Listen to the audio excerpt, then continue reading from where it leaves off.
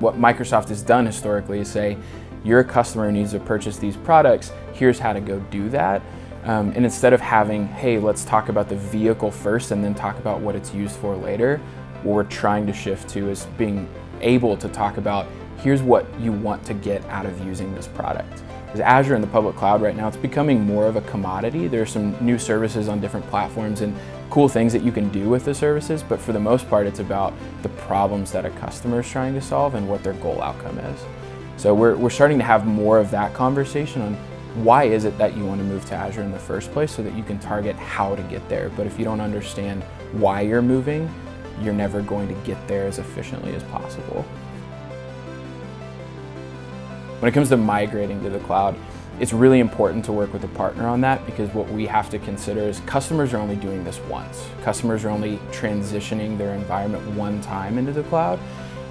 Companies like SHI, service partners, do it all the time. We have entire departments that are set up to help facilitate that for customers. So we have a lot of experience and get to go through and do that process over and over and over and refine it and perfect it. We know the common pitfalls for customers. And finally, when it comes to maintaining that environment in the cloud, there are so many cloud native applications and services that customers aren't familiar with. What they are familiar with is infrastructure as a service. They're familiar with the three-tiered architecture on-premise, and so when they move that to the cloud, they need to figure out, how do I actually network this in the cloud and make sure that this is working?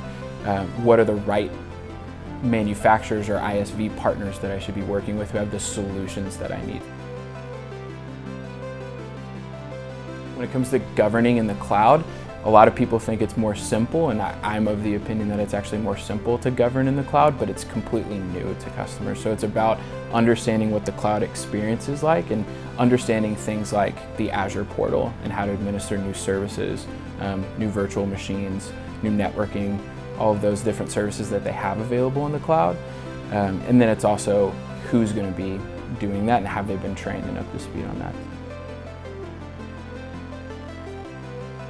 Customers move to the cloud with the expectation that they're going to immediately save money. That's not necessarily the case. There are a lot of inherent advantages to cost, which no heating and cooling, no physical location or storage for some of the hardware that they've had. But when it comes to cost, you have to actually understand what you're paying for. Are you over-provisioned or under-provisioned? A lot of customers get into situations where they don't know how to spin up or optimize their virtual machines or the services that they have for a cloud environment. They're not used to the scale. Cost is something that can pretty easily get out of control if it's not being monitored, and most traditional IT directors don't understand what that monitoring process is like or don't have a current relationship with a monitoring provider.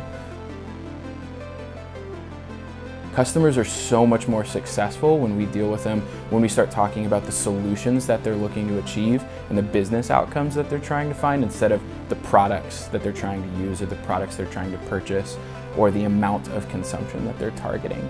Right? It's so much more about what are you trying to do and how is IT going to start delivering business value in the future versus just being a cost center or an operations center.